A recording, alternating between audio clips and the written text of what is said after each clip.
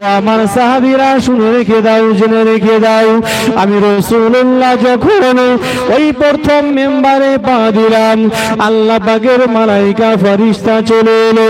আল্লাহ পাকের মালাইকা ফেরেশতা বলতে শুরু করে দিল, ইয়া রাসূলুল্লাহ, ইয়া হাবিবাল্লাহ, হুজুর দুনিয়ার জমিনে ওই সমস্ত মানুষগুলো ধ্বংস হয়ে যাক যারা দুনিয়ার জমিনেতে বৃদ্ধ মা বাপ পেল, বয়স্ক মা বাপ পেল, তারা খেদমত করতে পারলো না, মা বাপের সেবা যত্ন করতে পারলো না।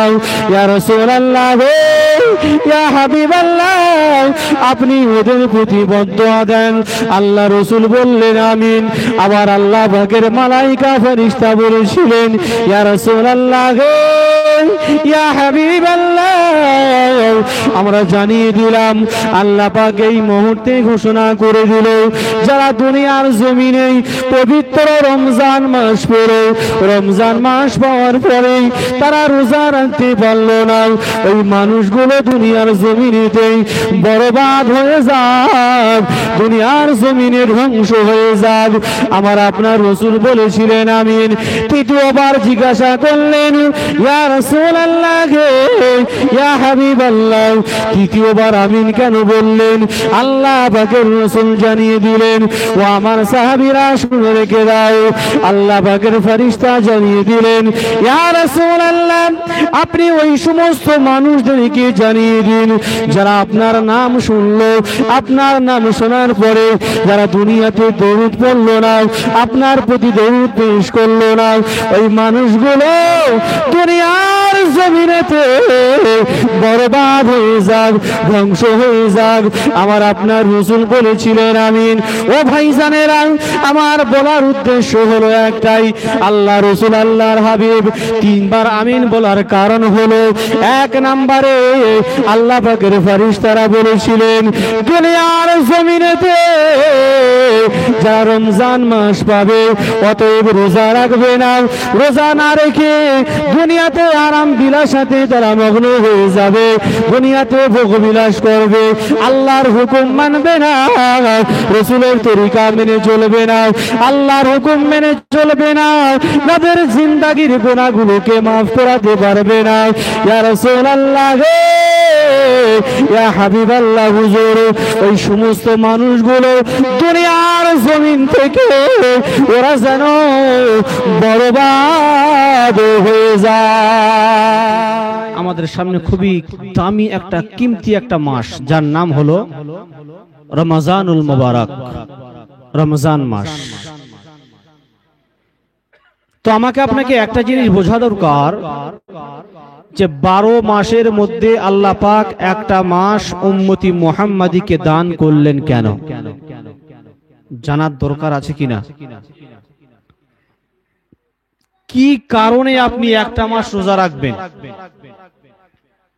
কেন আপনি রোজা রাখবেন? কি কারণে, কিসের ভিত্তিতে?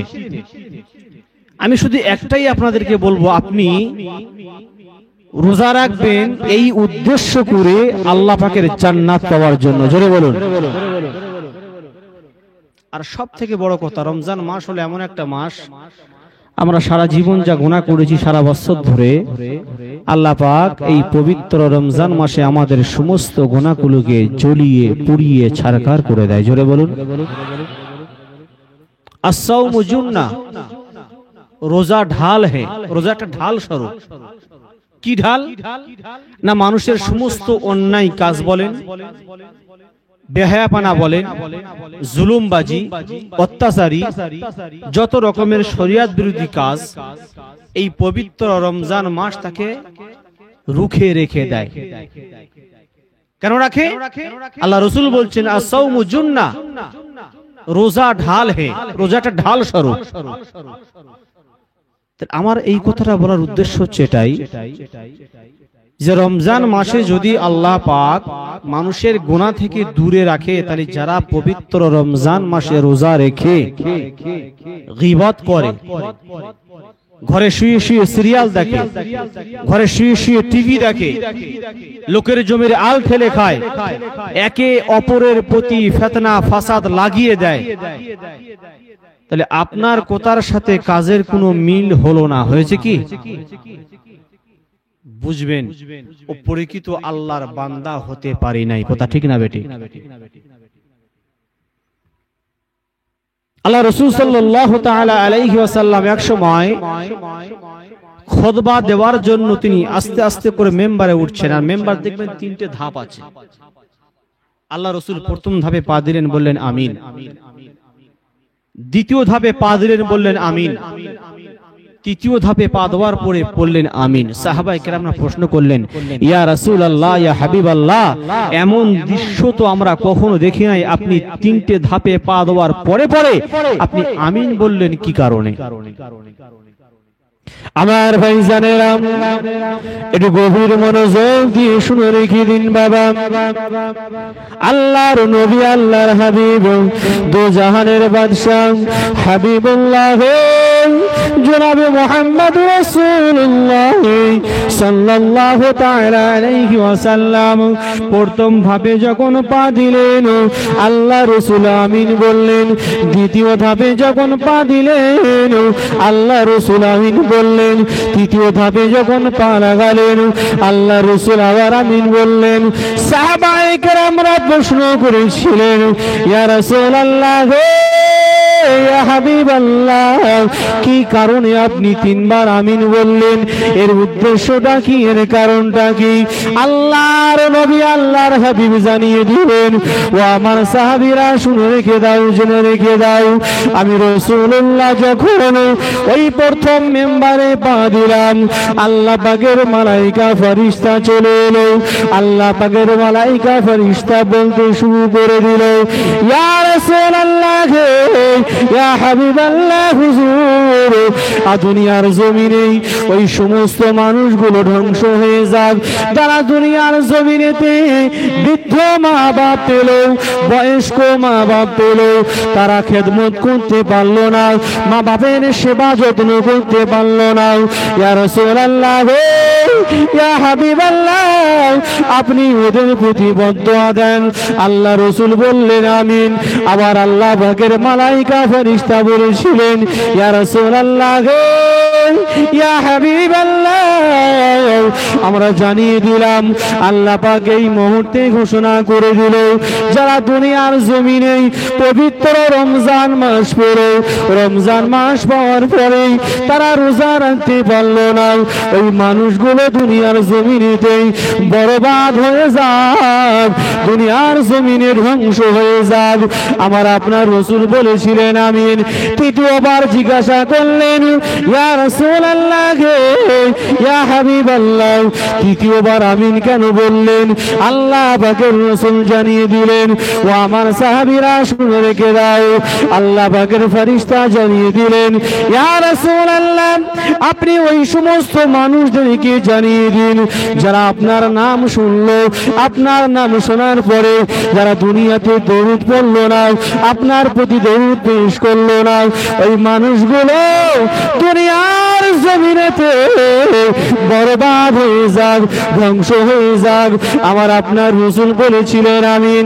ও ভাইজানেরা, আমার বলার উদ্দেশ্য হলো একটাই, আল্লাহ রাসূল, আল্লাহর হাবিব তিনবার আমিন বলার কারণ হলো, এক নম্বরে আল্লাহ পাকের ফেরেশতারা বলেছিলেন, দুনিয়ার জমিনেতে যারা রমজান মাস পাবে, অতএব রোজা রাখবে না, রোজা না রেখে দুনিয়াতে আরাম বিলাসাতে তারা মগ্ন হয়ে যাবে, দুনিয়াতে ভোগ বিলাস করবে, আল্লাহর হুকুম মানবে না, রাসূলের তরিকা মেনে চলবে না, আল্লাহর হুকুম মেনে চলবে না, তাদের জিন্দেগীর গুনাহগুলোকে মাফ করাতে পারবে না।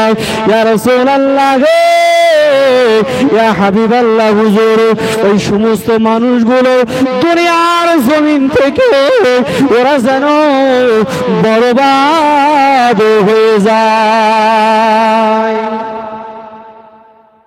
ও আমার সাহাবীরা, আমি এই জন্য করে আমিন বলেছিলাম। আমার এইটা বলার উদ্দেশ্য একটাই, আল্লাহ পাকের ফেরেশতা যখন বললেন যারা রমজান মাস পেল অথচ রোজা রাখলো না, নিজের গুনাহগুলোকে মাফ করাতে পারলো না। ইয়া রাসূলুল্লাহ, আল্লাহ পাকের আদেশ ওরা যেন দুনিয়ার জমিনে বরবাদ হয়ে যায়। আমার আপনার রাসূল ওই দোয়াতে বলেছিলেন আমিন। আশা করি আমার কথাটা বুঝতে পেরেছেন। এবারে আসুন, আমি আপনি যদি রোজা না রাখি, ফেরেশতারা যে দোয়া করেছিলেন ওই মানুষগুলো বরবাদ হয়ে যাক, ওই মানুষগুলো ধ্বংস হয়ে যাক, তার উত্তরে দোয়াতে আমার রাসূল বলেছিলেন আমিন। এবার ভাবুন, আমরা ধ্বংস হতে চাই না আল্লাহ পাকের পিয়ারা বান্দা হতে চাই? সকলে মিলে বলুন বাবা, আল্লাহ পাকের পিয়ারা বান্দা হতে চাই কিনা? আমরা সারাক্ষণ চিন্তা ভাবনা একটাই থাকবে যে আল্লাহকে কি করে খুশি করা যায়, ঠিক না বেটি? যে বান্দাটা আল্লাহকে খুশি করলো, আল্লাহ বলছে বান্দা নো প্রবলেম, নো টেনশন, কোনো চিন্তা করবি না। তুমি যখন আমাকে খুশি করেছো, আমার দায়িত্ব কিয়ামতে আমি আল্লাহ তোমাকে খুশি করব। জোরে বলুন। আর যে শয়তানকে খুশি করবে, আল্লাহ বলছে বান্দা তুমি যে শয়তানকে খুশি করিয়েছো, আজকে এই কিয়ামতের ময়দানে তোমার সাথে আমার হিসাব নিকাশ হবে। জাররা জাররা পরিমাণ, শস্যের দানার পরিমাণ আল্লাহ আমার আপনার কাছে হিসাব নেবে।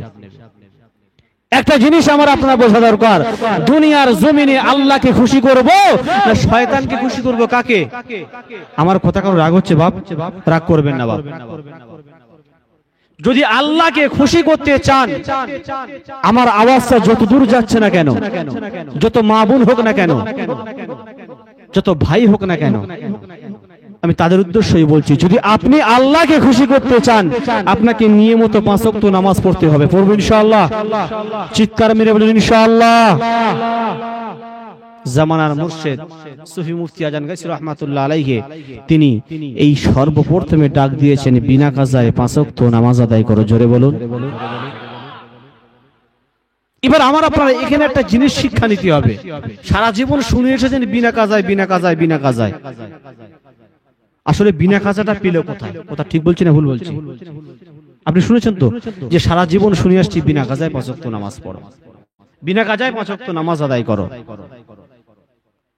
জামানার মুর্শিদ আল্লামা সুফি মুফতি আজান গাইসি রাহমাতুল্লাহ আলাইহি, তিনি কি বোকা মানুষ ছিলেন যে বিনা কাজায় কথাটা বললেন? তার কোনো মেন্টালি সেন্স ছিল না। তিনি চিন্তা করেছেন, গবেষণা করেছেন যে আসলে বিনা কাজাটা কোথায় আছে। ঝরে বলুন না সুবহানাল্লাহ। ও ভাইজানেরা, ও জওয়ানেরা, ও আমার যুবকেরা, একটু গভীর মনোযোগ দিয়ে শুনে রেখে দিন। আল্লাহ পাক আল্লাহ তাআলা পবিত্র কোরআনে ঘোষণা করে দিলেন, ইন্নাস সালাতা কানাত আলাল মুমিনিনা কিতাবাম মাওকুতা। ও ভাইজানেরা, মসজিদে যখন নামাজ পড়তে যাবেন, অনেক মসজিদে দেখবেন টাইম টেবিল টাঙানো থাকে, থাকে কি থাকে না? আপনাদের এখানে কি বলতে পারবো না, আমাদের 24 পরগনা বলছি, দেখবেন একটা নামাজের সূচিপত্র টাঙানো থাকে, টাইম টেবিল, যে জোহরের নামাজ আজান এত সময়, নামাজ অত সময়। ও ভাইজানেরা, একটু গভীর মনোযোগ দিয়ে শুনে রেখে দিন বাবা। সর্বপ্রথমে দেখবেন একটা পবিত্র কোরআনের আয়াত তোলা আছে। ও ভাইজানেরা, ওই আয়াতটাও অন্য কোন আয়াত নয়, ওই আয়াত যা হলো পবিত্র আল কোরআন। ও ভাইজানেরা, আমার বলার উদ্দেশ্য হলো এটাই, আজীবন শুনে এসেছেন বিনা কাজায় 5 ওয়াক্ত নামাজ। আসলে বিনা কাজা 5 ওয়াক্ত নামাজ কোথা থেকে এলো? আল্লাহ পাক ডাক দিয়ে বলেন, ও দুনিয়ার মানুষেরা, তোমরা শুনে রেখে দাও, জেনে রেখে দাও, আমি আল্লাহ পাক আল্লাহ তাআলা পবিত্র কোরআনে ঘোষণা করে দিলাম, ইন্নাস সালাতা কানাত আলাল মুমিনিনা কিতাবাম মাওকুতা। ও ভাইজানেরা, আল্লাহ পাক পবিত্র কোরআনে বলেন, নিশ্চয়ই আমি আল্লাহ পাক আল্লাহ তাআলা ওই মুসলমানদের উপরে নির্দিষ্ট সময়ে 5 ওয়াক্ত নামাজকে আমি আল্লাহ ফরজ করে দিয়েছি। নির্দিষ্ট সময় বলতে কি, নির্ধারিত সময় বলতে কি বোঝায়? নির্ধারিত সময় মানে হলো এটাই যে আপনাকে যোহরের নামাজ, ধরেন আপনাদের এখানে একটাই জামাত, তাহলে যোহরের নামাজটা আপনাকে যোহরের সময় আদায় করতে হবে, আসরের নামাজ আসরের সময় আদায় করতে হবে, মাগরিবের নামাজ মাগরিবের সময় আদায় করতে হবে। এর নাম হলো নিয়মিত নির্ধারিত সময়ে আমি আল্লাহ মুসলমানদের উপরে 5 ওয়াক্ত নামাজ ফরজ করেছি। জোরে বলুন, একটু জোরে হবে না সুবহানাল্লাহ? জামানার মুর্শিদ ডাক দিয়েছেন বিনা কাজায়। এই বিনা কাজা আর নির্দিষ্ট সময় বলতে দুটি কিন্তু এক। জোরে বলুন। যে কথা আমি আপনাদেরকে বোঝাতে যাচ্ছিলাম যে আমরা যারা আল্লাহকে খুশি করতে চাই, আল্লাহকে রাজি খুশি করতে চাই, আমার আপনার করণীয় কাজ হবে যা করেছেন করেছেন ছেড়ে দেন। ক্ষমা করেনেওয়ালা কে? জোরে বলুন না সুবহানাল্লাহ। খাওয়ানেওয়ালা কে? মৌতের মালিক কে? হায়াতের মালিক কে? আল্লাহ বলছে বান্দা তোমার সব জিনিসের মালিক হলাম আমি আল্লাহ, আমার কাছে একবার চাও, তওবা করো, আমি আল্লাহ তোমার সব গুনাহ মাফ করে দেব। আল্লাহ কত মেহেরবান, আল্লাহ কত বেনিয়াজ। একটা মানুষের কাছে যদি অন্যায় করি, ভালো করে বুঝুন কথাগুলো আমার, আপনি কেন নামাজ পড়বেন, কেন আল্লাহর হুকুম মেনে চলবেন, আল্লাহকে রাজি খুশি করবেন কেন? বাপ, আজকে তো দুনিয়ার জমিনে 3 বেলা সুন্দর সুন্দর পোশাক পরতে পাচ্ছি কিনা, 3 বেলা সুন্দর সুন্দর খাদ্য আমাদের সামনে আসছে কিনা? মনে করবেন চাকরি করছি, মাঠে খাটছি, ব্যবসা করছি, তাই খাওয়া হচ্ছে। দেওয়ার মালিক কে? আল্লাহ যদি না দেয় আপনি পাবেন কোথায়? মনে করবেন গায়ে শক্তি আছে, আমার যোগ্যতা, আমি চাকরি পেয়েছি, ব্যবসা করি, কাজকর্ম করি, সেই জন্য করে আমার খাওয়া হয়। এই মানসিকতাটা যার মধ্যে থাকবে তার ঈমান চলে যাবে। আশা করি কথাটা বুঝতে পারছেন। এই মানসিকতাটা যার মধ্যে আসবে, ধারণা হবে, আপনি মনে মনে করবেন ধারণা করছে আল্লাহ কি জানবে, অতটা সোজা নয় বাপ। আল্লাহ পাক পবিত্র কোরআনে বলছেন বান্দা তুমি মনে মনে যেটা উপলব্ধ করবে, যেটা ভাববে, আমি আল্লাহ ওর খবরও রাখি। জোরে বলুন আমার ভাইরা। তাহলে আপনি কেন আল্লাহকে খুশি করবেন, কি কারণে করবেন, কি জন্য করবেন? প্রথমেই বলেছি অন্য কোনো উদ্দেশ্য আমার আপনার নয়, উদ্দেশ্য একমাত্র রবকে রাজি করনে वाला और जिसको जन्नत मिल जाता है। जोरे बोलो रब को राजी करने वाला अल्लाह उसको जन्नत में दाखिल करेगा। जोरे बोलो। আর যে শয়তানকে না খুশি করবে সে জাহান্নামে চলে যাবে। তাহলে আমি যদি কোন একটা মানুষের কাছে অপরাধ করি, ওই মানুষের কাছে নয় ছোট হতে হবে, না হয় পায়ে ধরতে হবে, না হয় কান্নাকাটি করতে হবে, না হয় অনেক কাকুতি মিনতি করতে হবে। কথা ভুল বললাম না ঠিক বললাম? এবার সে মাফ করতেও পারে, নাও করতে পারে, ঠিক কিনা? ও ভাই জানেরা, একটু গভীর মনোযোগ দিয়ে শুনে রেখে দিন। আল্লাহ পাক ডাক দিয়ে বলেন, ও দুনিয়ার মানুষেরা শুনে রেখে দাও, আমি আল্লাহ এমন একটা রহমান, এমন একটা রহিম। বান্দা দুনিয়ার জমিনে তুমি কারো কাছে যদি ভুল করো, কারো কাছে যদি অপরাধ করো, ওই মানুষের কাছে কাকুতি মিনতি করা লাগবে, ওই মানুষটার কাছে কত বিনয় করতে হবে। আল্লাহ বলে বান্দারে, ওই মানুষের মতো স্বার্থপরের মতো আমি আল্লাহ তোকে ভালোবাসি না রে বান্দা। আমি আল্লাহ এতটাই তোকে ভালোবাসি, ভালোবাসা এতটাই আছে বান্দা, দুনিয়ার মানুষের কাছে বান্দা তুমি রোনাজারি না করে, মানুষের কাছে তুমি শেয়ার না করে, বান্দা আমার কাছে যদি ওই গুনার দিকে বান্দা তুমি অগ্রসর হয়ে খালিস অন্তর থেকে যদি একটা বার তওবা শরীফ করো, আমি আল্লাহ আমার কাছে এক ফোঁটা চোখের পানি ফেলো। বান্দা তোমার যদি কান্না যদি না আসে, বান্দা কান্নার অভিনয় করো রে বান্দা, আমি আল্লাহ পাক আল্লাহ তাআলা তোমার গুনাহগুলোকে আমি আল্লাহ পাক মাফ করে দিই। আমার ভাইরা, আল্লাহ এতটাই দয়ালু, এতটা করুণাময় আল্লাহ পাক।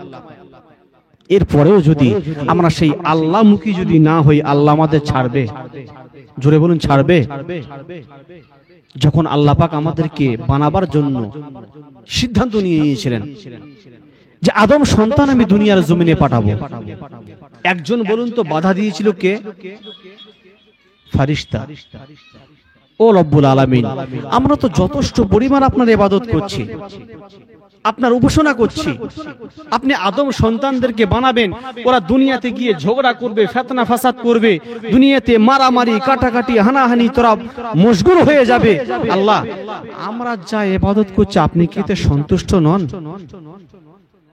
আল্লাহ পাক একটা কথা বলেছিলেন, আমার ফেরেশতা, আমি যা জানি তোমরা তা জানো না। জোরে বলুন না সুবহানাল্লাহ। একটা কথা গোদা বাংলায় ভালো করে বুঝুন। তাহলে আমাদের পাঠানোর জন্য আল্লাহ পাক যে সিদ্ধান্ত নিয়েছেন, বাধা দিয়েছিলেন কারা? ফেরেশতারা। আল্লাহ বানাবেন না, ওরা দুনিয়াতে গিয়ে আপনার হুকুম মানবে না, আপনার রাসূলের নাফরমানি করবে। আল্লাহ, আপনি ওদেরকে পাঠাবেন না। আল্লাহ কখন আমাদের প্রতি সবচেয়ে বেশি খুশি হন শোনেন। আল্লাহ পাক বলেন, ফেরেশতা, আমি যা জানি তোমরা তা জানো না, অতএব আমি যেটা সিদ্ধান্ত নিয়ে নিয়েছি আমি আদম সন্তানকে বানাবো। জোরে বলুন না সুবহানাল্লাহ। এই যে পবিত্র রমজান মাস আসতেছে, বলেন তো পৃথিবীর সমস্ত ইবাদত, আপনার টাকা আছে, আপনি লোক দেখিয়ে হজ করতে পারবেন। উদাহরণ সহ বোঝেন ভালো করে। আপনার টাকা আছে কোটি কোটি টাকা, আপনি লোক দেখানোর জন্য 10-20টা গাড়ি করে গ্রামের লোককে নিয়ে গিয়ে আপনি হজ করতে পারবেন, এটা লোক দেখানো হতে পারে। আপনি লাখ লাখ টাকা দান করবেন, এটাও লোক দেখানো হতে পারে। আপনি 5 রাকাতের 10 রাকাতের বা 20 রাকাতের জায়গায় আপনি 100 রাকাত পড়বেন, এটাও লোক দেখানো হতে পারে। আমার আল্লাহ বলে, বান্দা, রোজা হলো এমন একটা রোজা, এটা লোক দেখানোর জন্য নয়। আমার যে বান্দা রোজা রাখে একমাত্র আমাকে রাজি এবং খুশি করার জন্য রাখে। জোরে বলুন। যদি বলেন কেমন করে প্রমাণ দেন, তাও দিয়ে দিচ্ছি। আচ্ছা বলেন তো, রমজান মাসে আপনি যদি মনে করেন আমার পানি পিপাসা লেগেছে, আমি পানি পান করব, ঘরের মধ্যে গিয়ে লুকিয়ে লুকিয়ে খেতে পারবেন কিনা? কথা বলুন। আর লুকিয়ে লুকিয়ে খেতে পারবেন না? পারবেন না? দুনিয়ার মানুষ তো কেউ দেখছে না, কেউ তো দেখতে পাচ্ছে না, পারবেন না কেন? তাহলে আপনি আপনার উত্তর দিচ্ছেন যে এটা সম্ভব নয়। তাহলে বোঝা গেল এই রমজান মাসের রোজা এমন একটা রোজা, দুনিয়ার কোনো লোক দেখানোর জন্য নয়, দুনিয়াবি দেখাবার জন্য নয়, একমাত্র আল্লাহকে রাজি খুশি করার জন্য আমরা রাখি। জোরে বলুন। আর একটু জোরে হবে না সুবহানাল্লাহ? আমার মুর্শিদ কত সুন্দর করে এই রমজান মাস সম্পর্কে, রোজা সম্পর্কে আমাদের সামনে বিস্তারিত তিনি বয়ান করেছেন। রোজার আপনি রাখবেন কেন, কিসের কারণ রাখবেন, কি ভিত্তিতে রাখবেন? এক সময় আল্লাহ রাসূল সাল্লাল্লাহু তাআলা আলাইহি ওয়াসাল্লাম সাহাবীদের সম্মুখে বলছেন, কি বলছেন? মাযা ইয়াস্তাকবিলুকুম ওয়া মাযা তাস্তাকবিলু। আল্লাহ রাসূল কি বলছেন? माज़ा यस्तकबिलुकुम व माज़ा तस्तकबिलु, वो कौन आ रहा है और तुम किसके सामने जा रहे हो। মানে করলাম, माज़ा यस्तकबिलुकुम व माज़ा तस्तकबिलु, वो कौन आ रहा है और तुम किसके सामने जा रहे हो। तो हज़रत उमर রাদিয়াল্লাহু তাআলা আনহু তত উত্তরে বললেন, आओ आहियान नज़ा या रसूल अल्लाह, क्या आपके ऊपर कोई वही नाजिल हो गया? अल्लाह रसूल सल्लल्लाहु अलैहि वसल्लम बोलें ना। আবার জিজ্ঞাসা করলেন, आदुन हज़र या रसूल अल्लाह, क्या कोई दुश्मन हम पर हमला कर रहे हैं? আল্লাহ রাসূল সাল্লাল্লাহু আলাইহি ওয়াসাল্লাম বললেন না। সাহাবারা প্রশ্ন করলেন, ইয়া রাসূলুল্লাহ, তাহলে আমাদের সামনে আসতেছে কি? আল্লাহ রাসূল বললেন, পবিত্র মাহে রমজানুল মুবারক মাস। জোরে বলুন না সুবহানাল্লাহ। এই রমজান মাসে আমরা রোজা রাখবো কেন, কিসের ভিত্তিতে রাখবো? আমাদের উদ্দেশ্য থাকবে এক জান্নাত, আর দ্বিতীয় উদ্দেশ্য হবে যে পবিত্র রমজান মাসে কেউ যদি রোজা রাখে, প্রথম তারিখ থেকে নিয়ে শেষ পর্যন্ত আল্লাহ পাক তাকে বেগুনাহ মাসুম বানিয়ে দেয়। জোরে বলুন। عن ابن مسعود رضي الله تعالى عنه قال رسول الله صلى الله تعالى عليه وسلم من صام رمضان من أوله إلى آخره كيوم ولادته أمه হযরত ইবনে মাসউদ রাদিয়াল্লাহু তাআলা আনহু হইতে বর্ণিত আছে আল্লাহ রাসূল আল্লাহর হাবিব জানিয়ে দেন রমজান মাসের প্রথম তারিখ থেকে নিয়ে শেষ তারিখ পর্যন্ত কেউ যদি রোজা রাখে আল্লাহর নবী আল্লাহর হাবিব জানিয়ে দেন একটা দুনিয়ার জমিনে যখন মায়ের গর্ভে থেকে ওই সন্তানটা যেমন বেগুনাহ মাসুম বার হয়ে আসে একটা রোজাদারকে আমার আল্লাহ পাক বেগুনাহ মাসুম বানিয়ে দেন। ও ভাইজানেরা, পবিত্র রমজান মাসে আপনি রোজা কেন রাখবেন? কি ভিত্তিতে রাখবেন? কিসের কারণে রাখবেন? আল্লাহ পাক বলেন বান্দা এই জন্য করে রাখবেন কেন? আল্লাহ বলে রোজা হলো আমার, এর প্রতিদান আমি নিজ হাতে আমার বান্দাদেরকে দেব। ও ভাইজানেরা বলেন তো, রোজা রেখে কি আমরা টাকা চাই না, পয়সা চাই, সম্পদ চাই? কিছুই চাই না। আল্লাহর দরবারে শুধু একটাই জিনিস চাই, রব্বুল আলামিন আমরা এত কষ্ট করে আপনার ইবাদত বান্দেগি পালন করেছি আল্লাহ, এই কিয়ামতের ময়দানে একটাই শুধু চাওয়া পাওয়া, আপনার দয়ার জান্নাত আমাদের নসিব করিয়ে দিন। জোরে হবে না সুবহানাল্লাহ? আল্লাহ আমরা টাকা চাই না, পয়সা চাই না, বিল্ডিং বালাখানা সম্পদ কিছুই চাই না। আল্লাহ আমরা শুধু একটাই জিনিস চাই, যার নাম হলো জান্নাত। জোরে বলুন। আল্লাহ তাই বলছেন রোজা হলো আমার, আমি রোজাদারদেরকে আমি আল্লাহ নিজ হাতে তাদেরকে প্রতিদান দেব। জোরে বলুন। আর প্রতিদান আমরা আল্লাহর কাছ থেকে কি নেব? আল্লাহ পাকের জান্নাত নেব। জোরে বলুন। এবার একটা কথা আসুন, পবিত্র রমজান মাসে 5টা বেজোর রাত আছে, আছে কি আছে না? 21 কদর, 23, 25, 27, 29। এর ছোট্ট একটা ইতিহাস শুনেলেন। আল্লাহ সুবহানাহু ওয়া তাআলা এই বেজোর রাতগুলো আমাদেরকে দিয়েছেন কেন? কি ভিত্তিতে দিয়েছেন? আসলে এর ইতিহাসটা কি আমি ছোট্ট করে আপনাদের সম্মুখে বলি।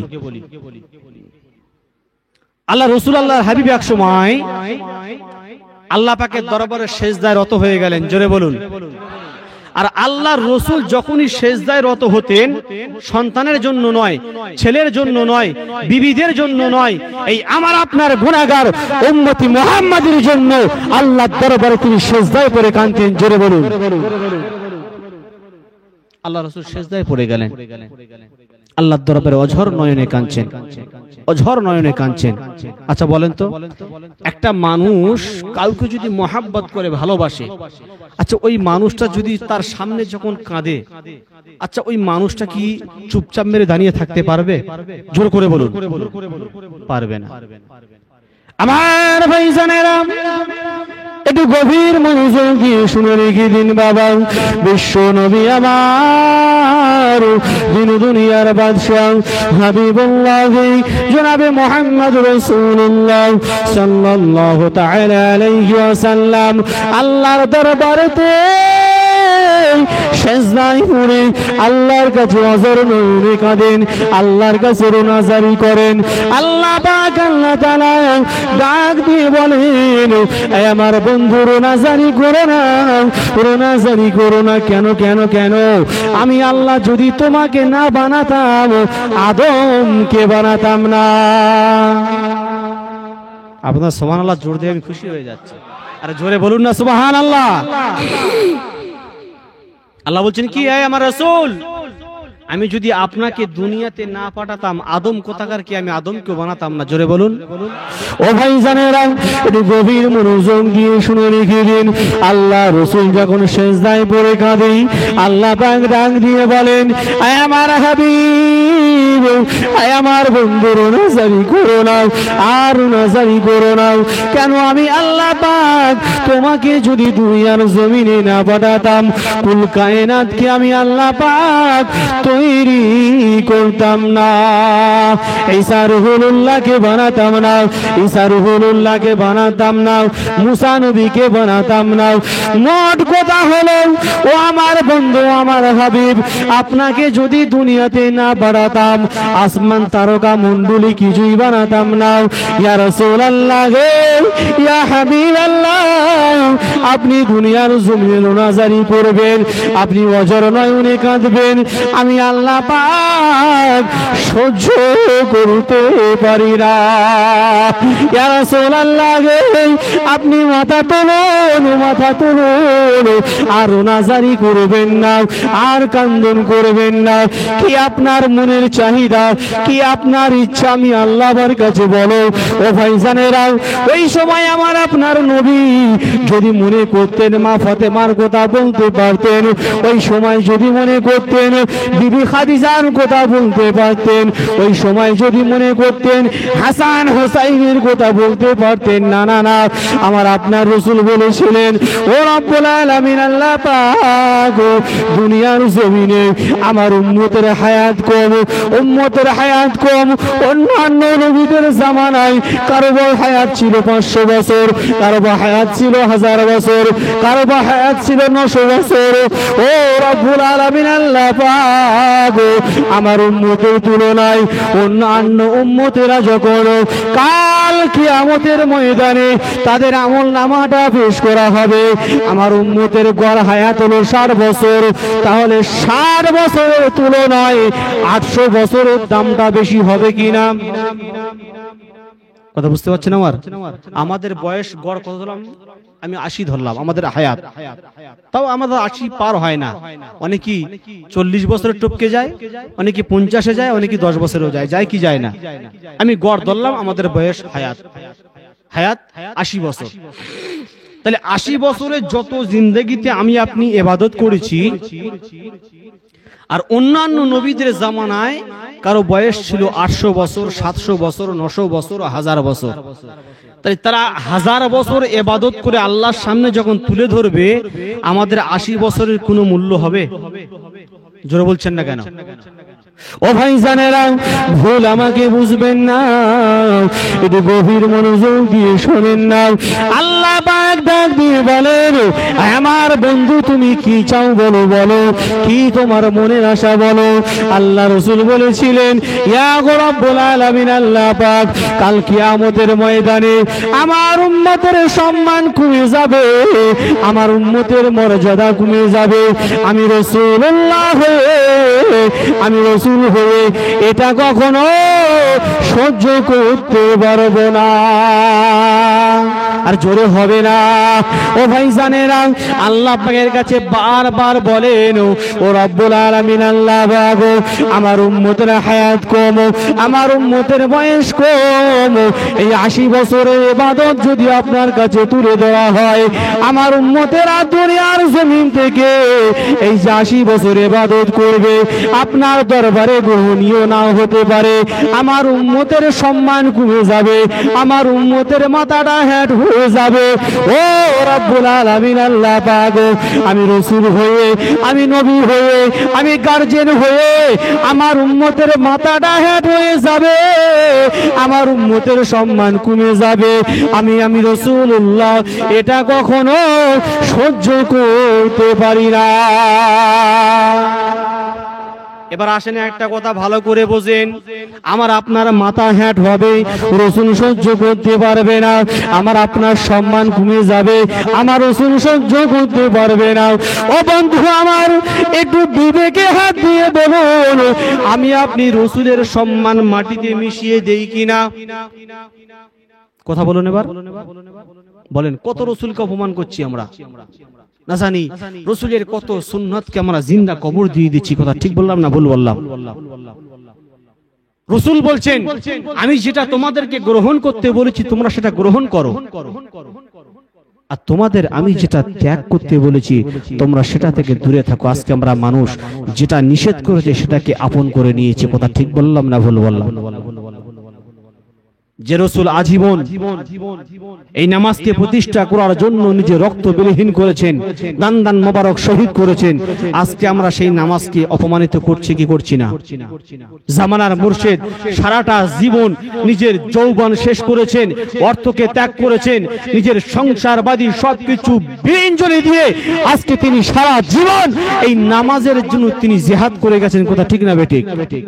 এই নামাজের জন্য তিনি জীবনকে শেষ করে দিয়েছেন যে মানুষকে কি করে নামাজে আনা যায়।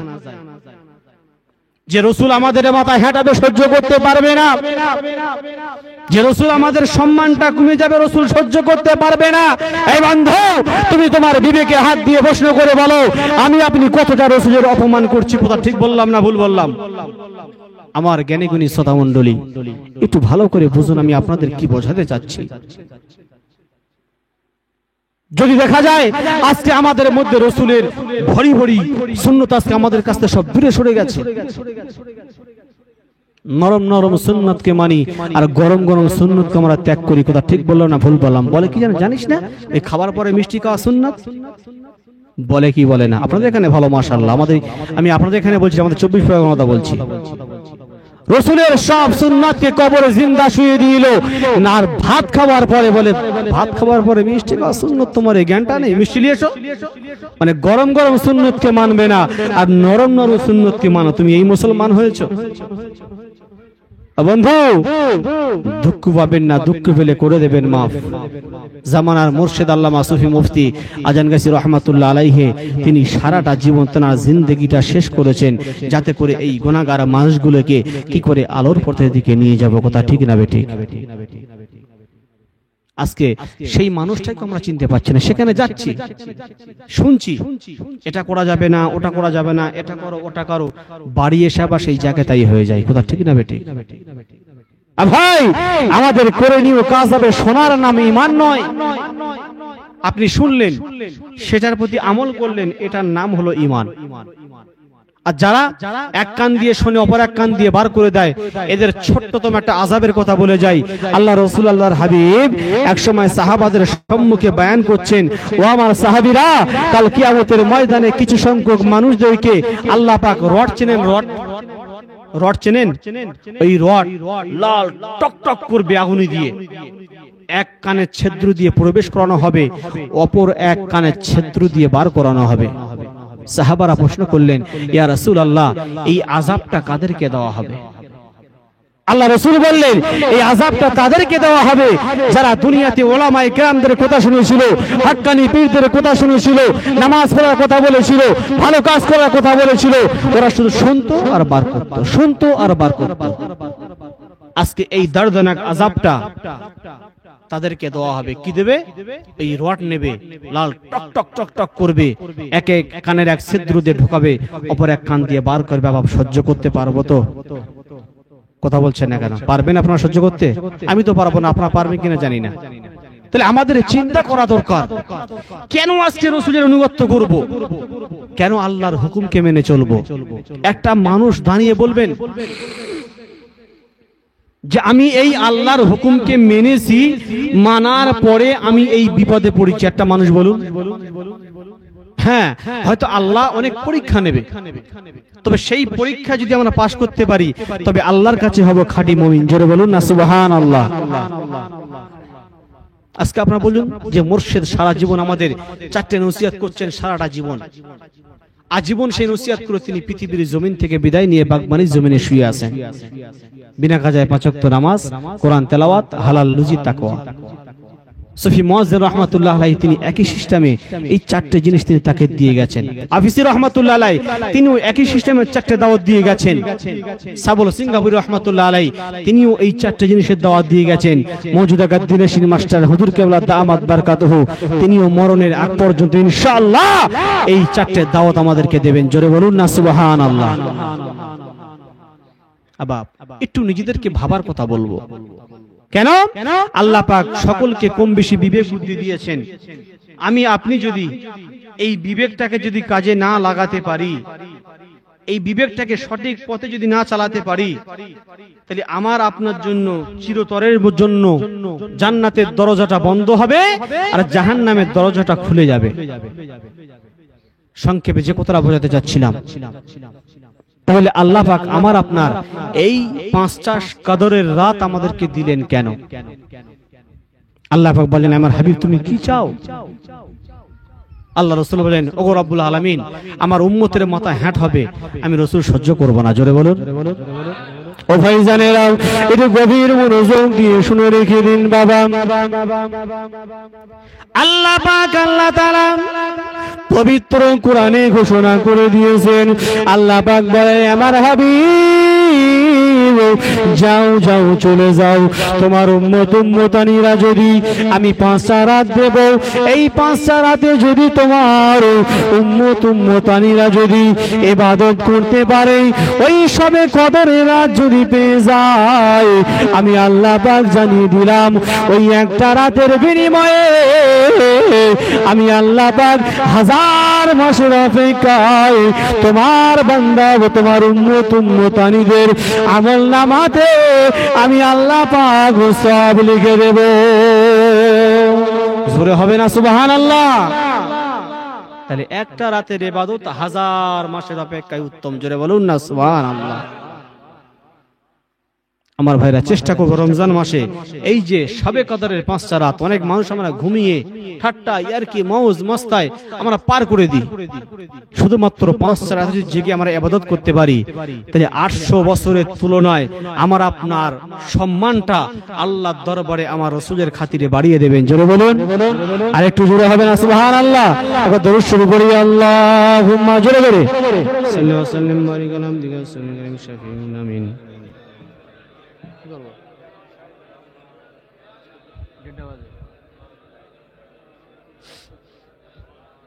كما صليت وسلمت وباركت على سيدنا إبراهيم وعلى آل سيدنا إبراهيم إنك حميد مجيد। আর দুই একটা কথা বলে ছেড়ে দেব ইনশাআল্লাহ, শুনবেন তো নাকি?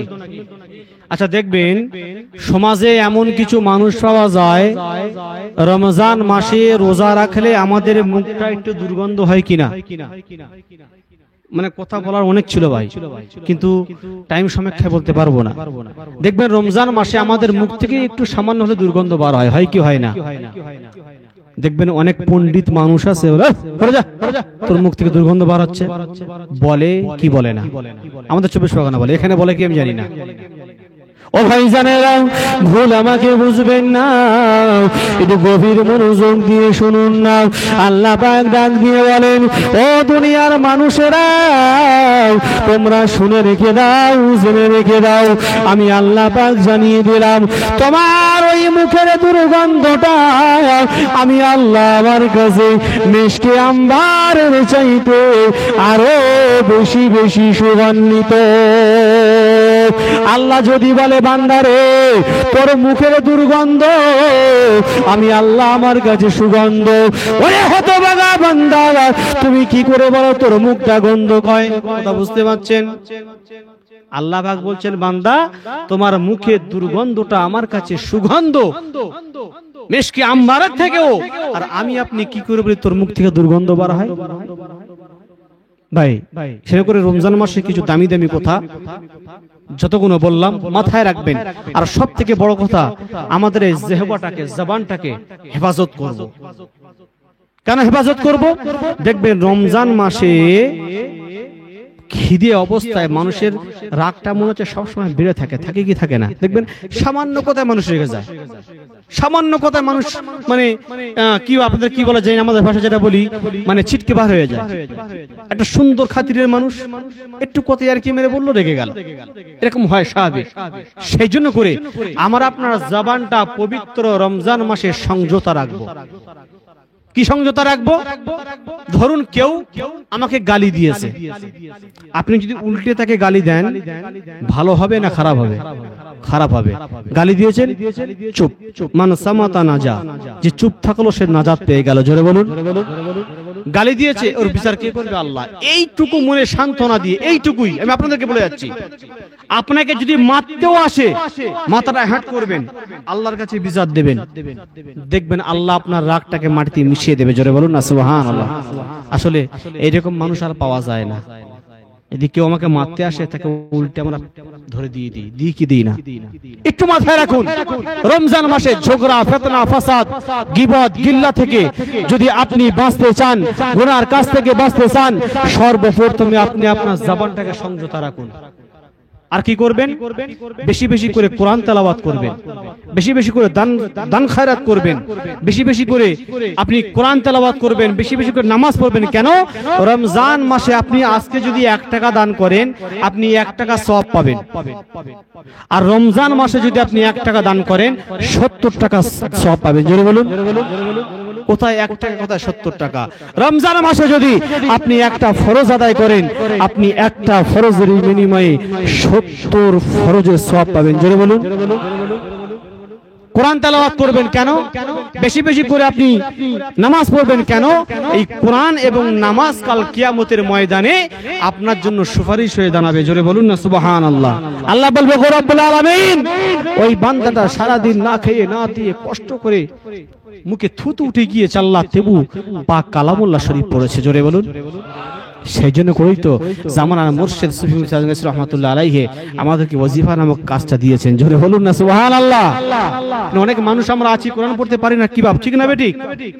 তাহলে এই সামান্য একটা ওয়াজিফা দিয়েছেন, যার মধ্যে আছে সূরা ফাতিহা, ইখলাস, ফালাক, নাস। তাহলে কোরআন পড়বেন আপনি, উদ্দেশ্য কি? এই কোরআন আমার আপনার জন্য সুপারিশ হয়ে যাবে। জোরে বলুন না সুবহানাল্লাহ। করবো তো নাকি ইনশাআল্লাহ? সকলে একসাথে বলি ইনশাআল্লাহ। আর একটু জোরে বলি ইনশাআল্লাহ। আল্লাহ পাক আমাদের প্রত্যেককে শোনার চাইতে, বুঝার চাইতে বেশি বেশি করে আমল করার তৌফিক দান করেন। সকলে বলুন, আর একটু জোরে বলবেন আল্লাহুম্মা আমিন। বিশেষ করে আমি আমার মা বোনদেরকে বলবো, মা, একটা পুরুষ মানুষের কাজ সব থেকে বেশি, যেমন জামাতে শরীক হওয়া, আপনাদের সে কাজ নেই। আপনারা শুধু 4টে কাজ করবেন। 5 ওয়াক্ত নামাজ পড়বেন, বছরে 1 মাস রোজা রাখবেন, স্বামীর সেবা করবেন, স্বামীর মুখে তর্ক করবেন না, স্বামীর কথার উপরে কথা বলবেন না। স্বামী যাতে খুশি, আপনি খুশি হন, আল্লাহ আপনার প্রতি খুশি হবেন। জোরে বলুন। বছরে 1 মাস রোজা রাখবেন, নিজের লজ্জাস্থানটাকে হেফাজত করবেন। এই 4টে কাজ যদি আমার কোনো বাড়ির মা বোনেরা মানতে পেরেছে, আল্লাহ পাক তাদের জন্য জান্নাতের 8টা দরজা খুলে দেবে। জোরে বলুন, আর একটু জোরে বলুন। আল্লাহ পাক আমাদের সকলকে এই 5 ওয়াক্ত নামাজ, কোরআন তেলাওয়াত, হালাল রুজি এবং তাকওয়া আমরা মেনে যেন সকলেই চলতে পারি। আল্লাহ আমাদের সকলকে সেই তৌফিক দান করেন। সকলে বলে আল্লাহুম্মা আমিন। একটু জোরে বলে আল্লাহুম্মা আমিন।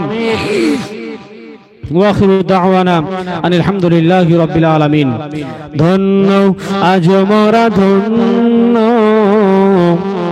বাগমারি তোমারি জন্য। এত জোরে হবে না সুবহানাল্লাহ? শেষ টাইমে চিল্লে হবে না? ধন্য আজ মোরা ধন্য, বাগমারি তোমারি জন্য। ধন্য আজ মোরা ধন্য, বাগমারি তোমারি জন্য। তোমার মাঝে মুর্শিদ আমার, তোমার মাঝে মুর্শিদ আমার, শুয়েও যিনি তো বন্য। ধন্য আজ মোরা ধন্য, বাগমারি তোমারি জন্য। ধন্য আজ মোরা ধন্য, বাগমারি তোমারি জন্য। মুজাদ্দেদে জামান তুমি, আওলাদে রাসূল। মুজাদ্দেদের জামান তুমি, আওলাদে রাসূল। যে বাগমারিতে ফুটলো দেখো লাখো ঘরের ফুল। ধন্য আজ মোরা ধন্য, বাগমারি তোমারি জন্য। ধন্য আজ মোরা ধন্য, বাগমারি তোমারি জন্য। তোমার মাঝে মুর্শিদ আমার, তোমার মাঝে মুর্শিদ আমার, শুয়েও যিনি তো ধন্য ধন্য, আজ মোরা ধন্য বাগমারি তোমারি জন্য ধন্য, আজ মোরা ধন্য বাগমারি তোমারি জন্য। আপনার দরুদ শরীফ পড়ি আল্লাহুম্মা